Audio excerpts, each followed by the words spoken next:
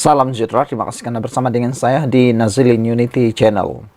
Hari ini kita dikejutkan dengan keputusan daripada mahkamah berkaitan dengan titah edindum, titah tambahan pengampunan Najib, yaitu titah yang berkaitan dengan tahanan rumah. Baru-baru ini Zafrul telah pun memfailkan permohonan untuk membuat pengubahan ataupun membuat pembetulan terhadap fakta yang disampaikan oleh Zahid. Terkini, Tengku Zafrul gagal fail affidavit atas perintah tambahan. Mahkamah Tinggi enggan memberi kebenaran atas alasan tiada peruntukan undang-undang untuk individu, bukan pihak dalam prosiding semakan kehakiman memfailkan affidavit. Menjadi persoalan ialah, adakah dengan ini akan memudaratkan kes tersebut selepas percubaan Tengku Zafrul gagal di dalam memfailkan affidavit, membetulkan fakta dalam affidavit Zahid Hamidi.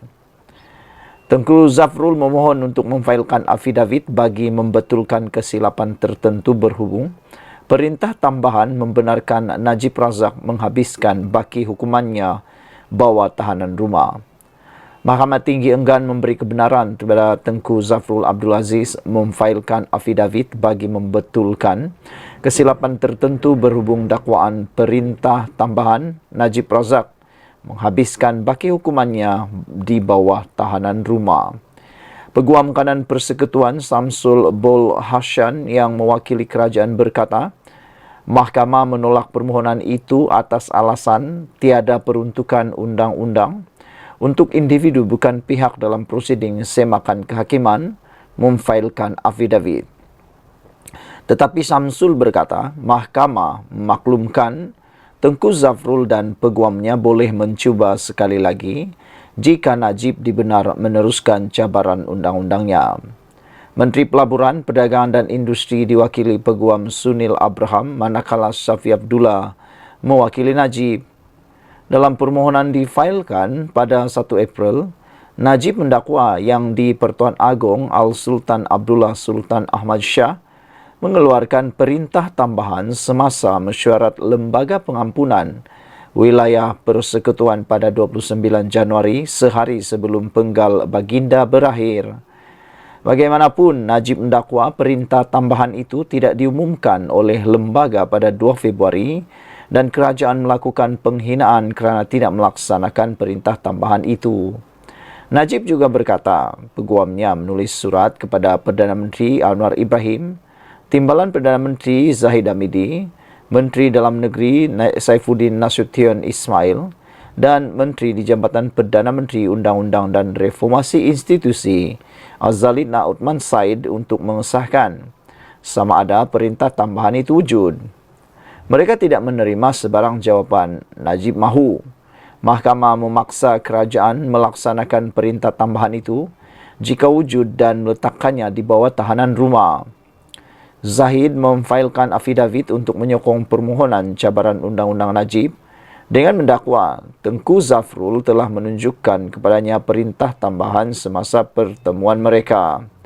Beliau menunjukkan kepada saya salinan perintah tambahan tersebut pada telefonnya yang diambil daripada salinan asal ditunjukkan kepadanya oleh Sultan Abdullah, katanya lagi. Mahkamah Tinggi menetapkan 5 Januari untuk memutuskan sama ada membenarkan Najib meneruskan cabaran undang-undangnya. Sekian dulu untuk kali ini. Jangan lupa tinggalkan komen Anda. Kita jumpa lagi. Salam sejahtera. Terima kasih karena bersama dengan saya di Nazilin Unity Channel. Ini keputusan terburuk ataupun ini berita terburuk, duka cita dan malang tahap gaban untuk Menteri Besar Perlis. Apabila disahkan, sekali lagi, Menteri Besar Perlis akan dipanggil semula, kata SPRM. Walhal sebelum ini ada yang mengatakan, termasuk pengakuan yang amat kita tunggu, ada yang menyatakan bahawa Menteri Besar Perlis ini tidak akan dipanggil oleh SPRM lagi. Tapi rupa-rupanya, tak sampai sejam selepas pendedahan itu, SPRM buat kenyataan Menteri Besar Perlis akan dipanggil semula. Persoalannya ialah, adakah beliau akan menjadi Menteri Besar yang pertama dipimpin dalam pimpinan Perikatan Nasional ataupun dalam Parti PAS sebagai Menteri Besar akan didakwa di mahkamah. SPRM tidak menolak kemungkinan memanggil semula Menteri Besar Perlis Muhammad Syukri Ramli berhubung siasatan dakwaan kes salah guna kuasa. Rupa-rupanya inilah sebabnya Menteri Besar Perlis ini disiasat SPRM, yaitu dakwaan kes salah guna kuasa. Ada laporan yang kita baca sebentar tadi menyatakan beberapa indikasi yang menunjukkan siasatan itu memang menjurus kepada kes salah guna kuasa. Ada yang menulis tak sampai 1 tahun ataupun tidak sampai 2 tahun Menteri Besar Perlis ini menjadi Menteri Besar di Perlis sudah kena siasat oleh SPRM gara-gara kes salah guna kuasa. Itu baru 2 tahun, kata netizen. Kalau selepas ini, apa pula yang akan bakal terjadi? Ketua Pesuruhjaya SPRM Tan Sri Azam Baki berkata, keputusan untuk memanggil semula Pesuruhjaya PAS Perlis itu atau sebaliknya tertakluk kepada keperluan siasatan. Bergantung kepada hasil siasatan, katanya ringkas kepada Berita Harian. Beliau berkata demikian ketika ditanya kemungkinan SPRM akan memanggil semula Muhammad Syukri selepas ini. Semalam Azam menegaskan atau mengesahkan Muhammad Syukri ditahan bagi membantu siasatan mengikut Seksyen 23 Akta SPRM 2009 membabitkan dakwaan salah guna kuasa.